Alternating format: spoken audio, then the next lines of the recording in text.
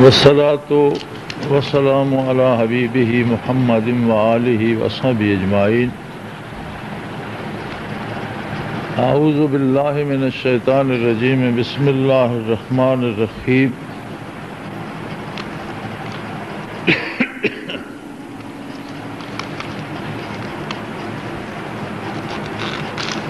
زمانے کے ساتھ ساتھ بہت سی تبدیلیاں جو رونما ہوتی ہیں، جو بظاہر دیکھنے میں تبدیلی نظر آتی ہے، خود انسان کے اندر بچپن، لڑکپن، جوانی اور بڑھاپا ایک ہی وجود کے اندر کتنی تبدیلیاں کرتے ہیں۔ اسی طرح انسان کے علم میں تبدیلیاں آتی ہیں، تجربات میں تبدیلیاں آتی ہیں، حالات میں تبدیلیاں آتی ہیں۔ تو ویسے ہی جو چیزیں نظر نہ آنے والی ہیں، مثلا افکار، نظریات، سوچیں، ان میں بھی شاید بڑی بڑی تبدیلیاں آتی ہیں۔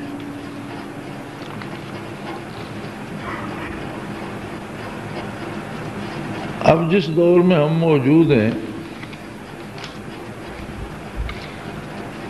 یہ اپنی نوعیت کا بہت ہی عجیب زمانہ ہے۔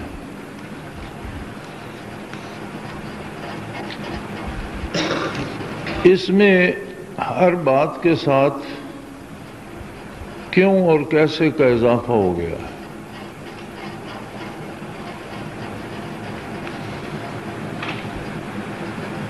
حتیٰ کہ آج تک طب کا شعبہ ایسا تھا کہ طبیب جو دوا تجویز کرتا مریض کھاتے، اب ہر دوائی کے ساتھ بھی اتنا بڑا چٹھا لگا ہوتا ہے کہ اس میں اجزاء فلانے ہیں، اس کا اثر یہ ہے، اس کے جو سائیڈ ایفیکٹس ہیں یا اس کے جو دوسرے اثرات ہیں وہ یہ ہیں، یعنی وہ بھی کیوں اور کیسے سے محفوظ نہیں رہا۔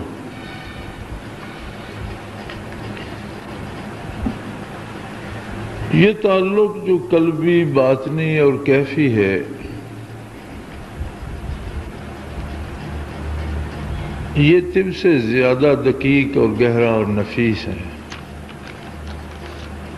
اور یہ روز اول سے آقا نامدار صلی اللہ تعالی علیہ وآلہ وسلم سے لے کر ہمیشہ کیوں اور کیسے سے بالا تر رہا ہے۔ صحابہ کبار رضوان اللہ علیہ مجمعین کی زندگیاں آپ دیکھیں، صرف ایک چیز ملتی ہے کہ وہ اس انتظار میں رہتے تھے کہ کیا حکم ہوتا ہے، کیوں اور کیسے کا کوئی معاملہ نہیں تھا۔ اب 313 کو جن کے پاس ظاہری اسباب بھی نہیں ہیں، 1000 کے لشکر جرار جو ایک مانے ہوئے جنگجوؤں کا لشکر ہے اور مسلح ہے اور تمام سہولتیں حاصل ہیں، حکم ہو گیا سامنے صف آراہ ہو جاؤ۔ کسی نے سوال نہیں کیا وہ لڑیں گے کس سے، کہ ہمارے پاس لڑنے کا سامان نہیں ہے، کھائیں گے کیا، راشن نہیں ہے، ذرا تو دور کی بات ہے، پورے کپڑے نہیں ہیں پہننے کو، یہ کیا، یہ کیوں اور کیسے کسی نے نہیں پوچھا۔ حکم ہو گیا صف آراہ ہو گیا۔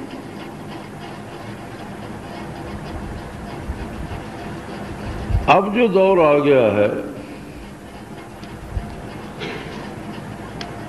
اس میں شاید کام تو کوئی تعمیل تو بات کی کرے یا نہ کرے، لیکن کیوں اور کیسے ضرور پوچھتا ہے۔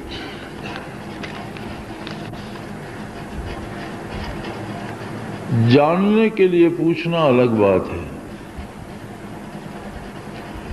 لیکن اب سوال جاننے کا نہیں ہے، اب لوگ سوال اعتراض کے لیے کرتے ہیں۔ علم کے لیے سوال کرنا اچھی بات ہے، جاننے کے لیے، علم میں اضافے کے لیے پوچھنا تو اچھی بات ہے، لیکن آج کی بدنصیبی یہ ہے کہ لوگ سوال اعتراض کے لیے کرتے ہیں، جب جواب مل جائے تو خاموش ہو جاتے ہیں، عمل نہیں کرتے، پھر کوئی اور سوال تلاش کرنے لگتے ہیں کہ پھر کوئی اور اعتراض کیا جائے۔ اللہ کریم کا احسان ہے کہ 25 برس حضرت رحمۃ اللہ علیہ کی خدمت میں گزرے،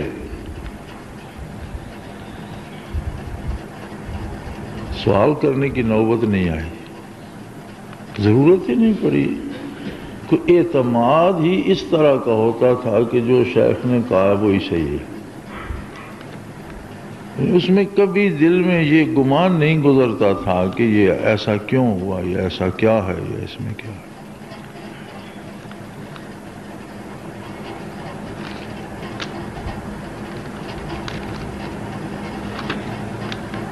ایک دفعہ کسی نے سوال کیا تھا کہ مراقبہ احدیت میں جب تسبیح پڑھی جاتی ہے الہکم الہ واحد وحدہ، یہاں تک غائب کا صیغہ ہے، آگے ایک دم آ جاتا ہے لا شریک لک یا اللہ، تو یہ تو مخاطب کا ہے۔ تو یہ جملہ غائب سے کلام کرتے ہوئے مخاطب پر کیسے آ گئے؟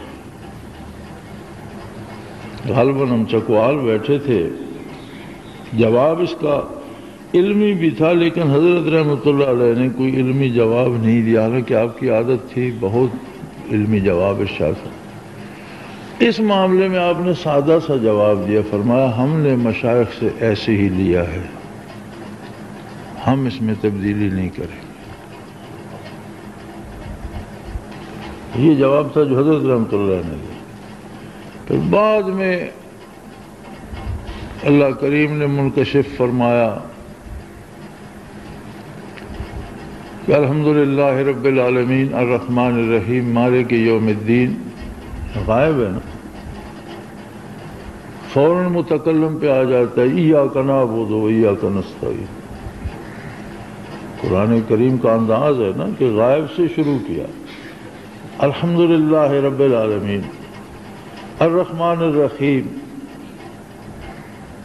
مالک یوم الدین، یہاں تک تو غائب کا صیغہ چلتا ہے، اور پھر فوراً کہتے ہیں ایاک نعبد، متکلم پہ آ گئے۔ حکمت اس میں یہ ہے کہ بات تو غائب سے شروع کی، لیکن جب اللہ کی بات شروع کی تو حضوری نصیب ہو گئی۔ اس نے جب اللہ کی تعریف شروع کی، ساری تعریفیں ساری خوبیاں اللہ کے لیے ہیں، وہ رحمان ہے، وہ رحیم ہے،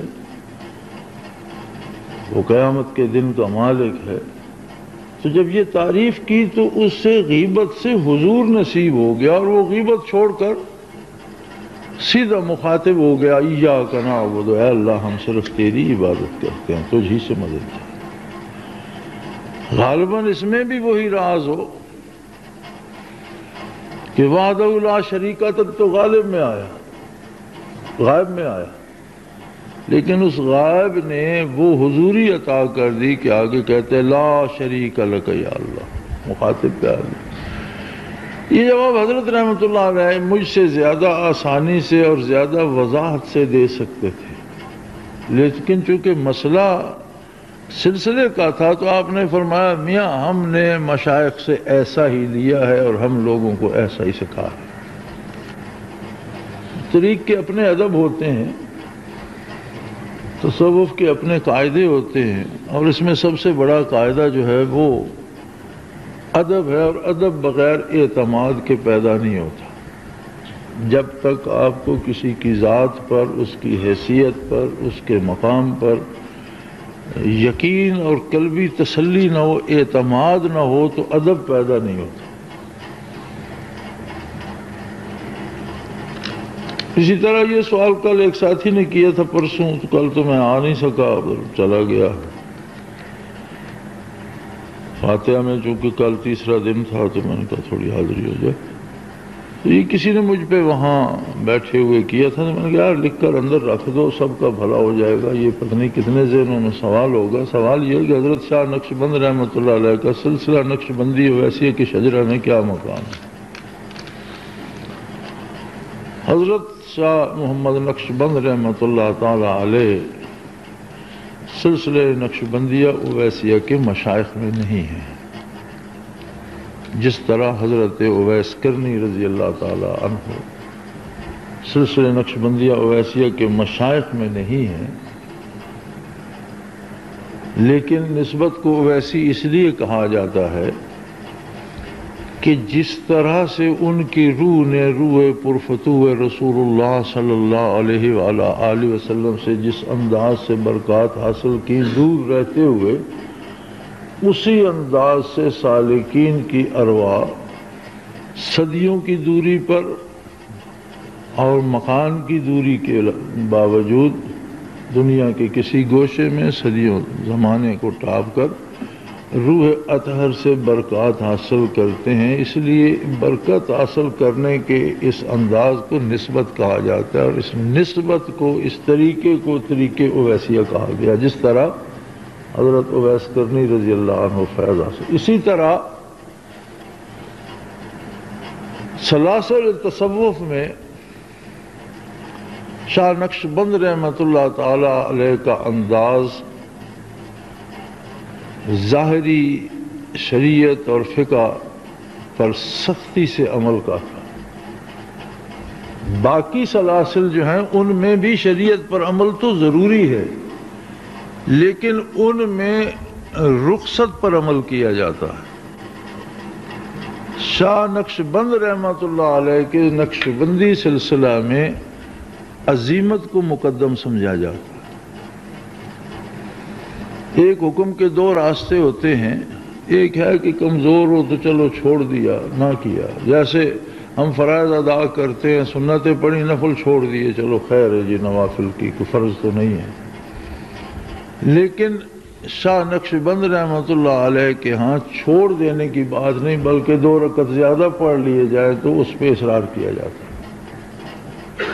یعنی جہاں رخصت بھی ہے، اگر کوئی عذر شرعی نہیں ہے، کوئی بیماری نہیں ہے، کوئی مجبوری نہیں ہے، عذر شرعی میں تو فرض بھی ساقط ہو جاتا ہے۔ ایک آدمی کو ہوش ہی نہیں ہے تو اس پہ فرض کیا ہوگا؟ ہوش میں آئے گا تو نمازیں فرض ہوں۔ اگر عذر شرعی نہ ہو تو شاہ نقشبند رحمۃ اللہ علیہ کے ہاں عزیمت پر عمل جو ہے اس کو اہمیت دی گئی ہے، اور ہمارے اس سلسلے میں بھی چونکہ اہمیت عزیمت کو دی گئی ہے، اس انداز سے یہ سلسلہ نقشبندی ہے۔ جس طرح ہم قربانی کرتے ہیں آقا نامدار صلی اللہ علیہ وسلم کی سنت، ہم سنت ابراہیمی کے مکلف نہیں ہیں، نہ ابراہیمی شریعت کے مکلف ہیں، نہ سیدنا ابراہیم خلیل اللہ کی سنتوں کے ہم مکلف ہیں۔ اگر نبی اکرم صلی اللہ علیہ وسلم قربانی نہ فرماتے تو امت مرحومہ کا کوئی شخص قربانی نہ کرتا۔ ہم اتباع کرتے ہیں آقا نامدار صلی اللہ علیہ وسلم کا، لیکن اسے سنت ابراہیمی کیوں کہا جاتا ہے؟ انداز وہ ہے جس طرح سیدنا ابراہیم علیہ السلام نے قربانی دی تھی۔ اور بھی سنت ابراہیمی ہیں، یہ لبوں کا کترانا، ناخن اتروانا، ختنہ کرنا، ان سب کو سنن ابراہیمی کہا جاتا ہے، اس لیے کہ یہ انداز ان کی شریعت میں بھی تھا۔ یہ نہیں کہ ہم ان کے پیروکار ہیں، پیروکار تو ہم، اتباع تو ہمیں کرنا ہے محمد الرسول اللہ صلی اللہ علیہ وسلم کا۔ صحابہ کرام میں بات ہو رہی تھی، تورات کا کوئی ورق تھا کسی کے پاس، نامکمل تھا، اس پہ کوئی بات ہو رہی تھی، اور دوسرے کسی نے فرمایا کہ شاید فلاں شخص کے پاس یہ مکمل ہو اور یہ پتہ چل جائے کہ یہ کیا حکم ہے اور اس میں کیا لکھا ہے، کہ نبی اکرم صلی اللہ علیہ وسلم حجرہ مبارک سے جلوہ افروز ہوئے اور پوچھا کیا کر رہے ہو؟ کہ یا رسول اللہ یہ تورات کا ایک ورق ہے اور اس میں یہ بات جو ہے نامکمل ہے، آتی ہے۔ تو ہم سوچ رہے ہیں کہ فلاں جو آدمی ہے اس کے پاس شاید مکمل ہو تو پتہ چلے یہ کیا ہے، تو آپ صلی اللہ علیہ وسلم نے پسند نہیں فرمایا۔ فرمایا لو کان موسیٰ حی لما وسعہ الا اتباعی، تم تورات کو ڈھونڈ کر کیا کرتے ہو، اگر آج موسیٰ علیہ السلام بھی اس مکلف زندگی کے ساتھ یہاں موجود ہوتے تو میرے اتباع کے بغیر ان کے پاس کوئی چارہ کار نہیں تھا، تم تورات کو کیا کرتے؟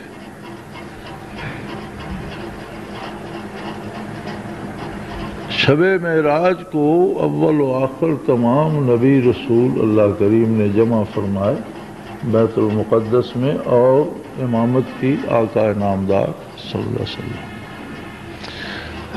لیکن کچھ سنن جو پہلے دین ابراہیمی میں تھی، زیادہ انداز جو کہ ہمارے تھے تو ملت ابراہیمی کہہ دیا گیا، زیادہ وہ مسنون چیزیں آئیں تو انہیں سنت ابراہیمی کی، حالانکہ ہم عمل کرتے ہیں محمد الرسول اللہ کی سنت پر۔ ہمارے ایک مولوی صاحب کے ساتھ ایک شیعہ کی بات ہو رہی تھی، میں تو اتفاقاً وہاں چلا گیا، تو وہ اسی بات پر اس سے اہل سنت سے بحث کر رہا تھا کہ جو دمبا ابراہیم علیہ السلام نے ذبح فرمایا اس کو انہوں نے کیسے تقسیم فرمایا کہ تم قربانی کے اس گوشت میں تقسیم کرتے ہو، پھر اس کا کہتے ہو کہ رسی بھی ہے وہ بھی اللہ کے نام پر دے دی جائے، کھال ہے وہ بھی دے دی جائے، تو اساس تو اس کی ہے جو دمبا ابراہیم علیہ السلام نے ذبح فرمایا تھا، تو انہوں نے کس کس پر تقسیم کیا، اور اس کے گلے میں رسی تھی یا نہیں تھی، یا وہ بھی تقسیم کی یا نہیں کی۔ تو ہمارے مولوی صاحب بڑے پریشان ہو رہے تھے کہ اس کا تو کچھ ملتا نہیں، کچھ سرا پیر کیا ہوا تھا کیا نہیں۔ میں نے کہا مولانا آپ گھبرائیں نہیں، یہ سوال ہی غلط ہے،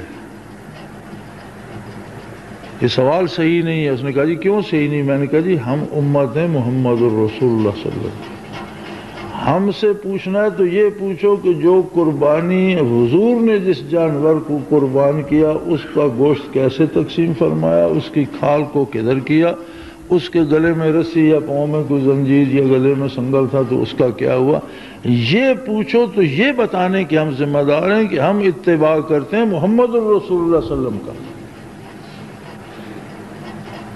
سنت ابراہیمی قرار دیا اسے آقا نامدار صلی اللہ علیہ وسلم نے کہ سیدنا ابراہیم خلیل اللہ کی یہ سنت تھی اور یہ جاری رہے، لیکن ہمارے پاس تو سنت ہے محمد الرسول اللہ کی، ہم تو آپ کے علاوہ کسی کے اتباع کے مکلف نہیں ہیں۔ تمام نبیوں کے ساتھ ہمارا ایمان ہے، سارے نبی برحق تھے، سچے تھے، اللہ کے مقرب تھے، یہ بات اپنی جگہ، لیکن اتباع محمد الرسول اللہ کا ہو۔ حضرت رحمت اللہ تعالی علیہ کے پاس بات ہوئی کہ ہندوستان میں کچھ قبور انبیاء سے منسوب ہیں، اب یہ نہیں پتا کہ واقعی نبی ہیں یا نہیں۔ قرآن حکیم میں بھی ہے کہ ہر قوم میں ہم نے نبی بھیجے، تو آخر قومیں تو یہاں بھی آباد تھیں، کسی زمانے میں انبیاء بھی تشریف لائے ہوں گے۔ کوئی ایک دو صاحب کشف ساتھی جو تھے انہیں حضرت نے فرمایا کہ بھئی دیکھو پتہ کرو، جی ایک نبی تو تشریف فرما ہیں اور ان کے پاس ان کے سامنے ایک کتاب بھی ہے۔ حضرت نے فرمایا دیکھو اس کتاب میں کیا سمجھ آتا ہے، کیا لکھا ہے۔ زبان کی حضرت سمجھ نہیں آتی، نہ لکھی کی پتہ نہیں کیا لکھا ہے۔ حضرت رحمت اللہ نے فرمایا کہ بھیرا میں جو غوث صاحب دفن ہیں ان سے بات کرو، میرا انہیں سلام بھی دو اور ان سے تصدیق کرو۔ یہ جو معروف قبریں ان میں نہیں ہیں، کسی زمانے میں کفار نے شہید کر کے کسی کنویں میں انہیں پھینک دیا تھا اور وہ کنواں اوپر سے بند ہو گیا، اب اس جگہ مکان بنے ہوئے ہیں، لوگوں کی رہائش ہے، لیکن اس سرزمین جو یہ قریب تر ہے اس میں سب سے اعلیٰ مقامات ان کے ہیں، اور اپنے زمانے کے غوث بھی تھے۔ جب ان سے بات ہوئی تو انہوں نے تصدیق فرمائی کہ ہاں واقعی ایک نبی ہے اور صاحب کتاب بھی ہے، اس کے پاس اپنا صحیفہ بھی ہے۔ تو حضرت رحمۃ اللہ علیہ نے فرمایا کہ انہیں عرض کرو کہ حضرت وہ جا کر دیکھیں تو صحیح، یا ہمیں بتائیں تو صحیح اس صحیفے میں کیا ہے۔ تو ساتھی کہنے لگے کہ حضرت فرماتے ہیں کہ تمام نبیوں کے ساتھ ہمارا ایمان ہے، سارے نبی برحق ہیں اور اللہ کے مقرب ہیں، اگر ہم گردن ادھر کریں یا ادھر کریں تو ٹوٹ جائے گی، لیکن جا کر دیکھنے کی ضرورت نہیں ہے کہ ہمیں اتباع قرآن حکیم کا کرنا ہے، ان کی کتاب کرنا۔ کتاب کو دیکھنے کی ضرورت نہیں ہے، نہ کتاب کو دیکھنے کے لیے میں جاؤں گا، اس لیے کہ مجھے اتباع، آپ کو بھی اتباع قرآن کا کرنا ہے، ان کی کتاب کرنی، آپ کو دیکھنے کی کیا ضرورت ہے۔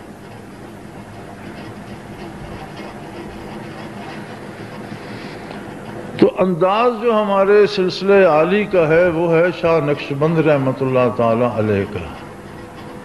اگرچہ شاہ صاحب ہمارے اس شجرے میں بھی نہیں ہے، سلسلے میں بھی نہیں ہے، لیکن انداز جتنا ہے کہ جہاں تک ممکن ہو عزیمت پر عمل کیا جائے، اس لیے اس انداز کو نقشبندیہ کہتے ہیں۔ اور طریق فیض جو ہے وہ ہے جس طرح سیدنا اویس کرنی رحمۃ اللہ تعالی علیہ نے اخذ برکات کیا، ان کی روح نے روح پرفتور رسول اللہ صلی اللہ علیہ وسلم سے اخذ برکات کیا، اس لیے اسے نسبت اویسیہ کہتے ہیں۔ تو یہ مل کر بن گیا سلسلہ نقشبندیہ اویسیہ، یعنی ظاہری انداز شاہ نقشبند رحمۃ اللہ علیہ کا ہے اور باطنی اخذ فیض کا طریقہ سیدنا اویس کرنی رحمۃ اللہ تعالی علیہ کا ہے۔ تو بہرحال جاننے کے لیے تو یہ چیزیں بہت اچھی ہیں، اور جاننے کے لیے سوال کرنا بھی کوئی بری بات نہیں، لیکن لوگوں کا انداز اعتراض کا ہوتا ہے، اور اعتراض اخذ برکات کو مانے ہوتا ہے۔ حضرت رحمۃ اللہ علیہ کے پاس علماء تشریف لاتے تھے، پھر بہت سے لوگوں کے پاس سوال بھی ہوتے تھے، تو حضرت فرماتے تھے کہ اگر بیعت کے لیے آئے ہو تو جتنے سوال ہیں بیعت ہونے سے پہلے کر لو، بیعت ہونے کے بعد سوال کی گنجائش باقی نہیں رہے گی، پھر تمہیں حکم ماننا ہوگا، سوال نہیں کرنا ہوگا۔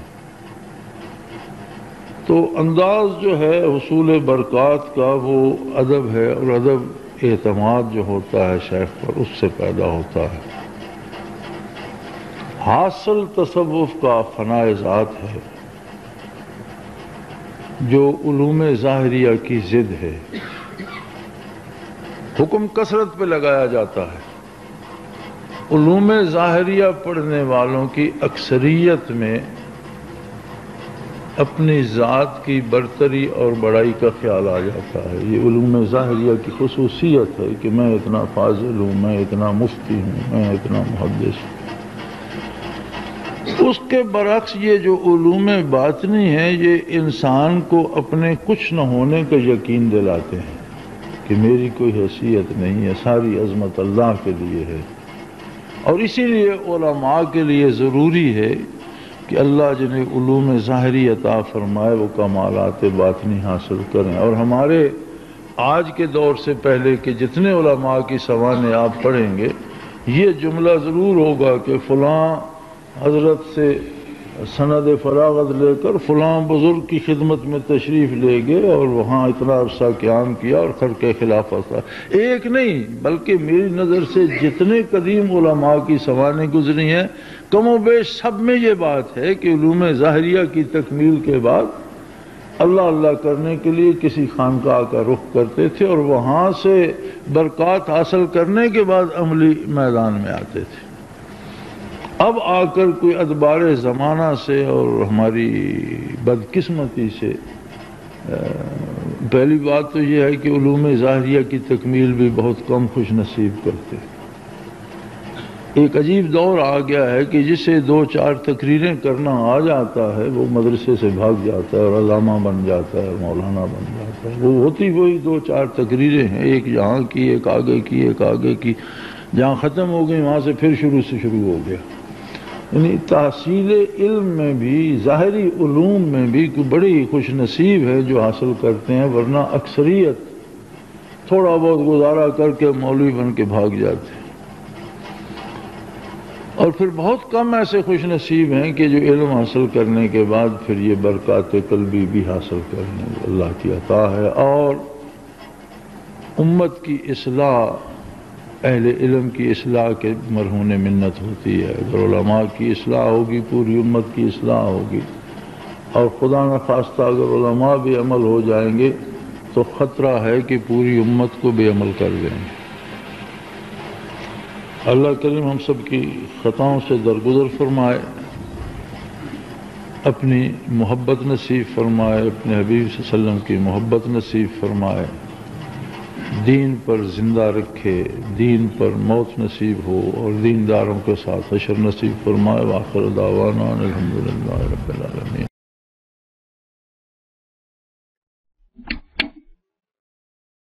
اگر آپ کو یہ ویڈیو پسند آئی تو لائک، شیئر اور سبسکرائب کرنا نہ بھولیے۔ اللہ حافظ۔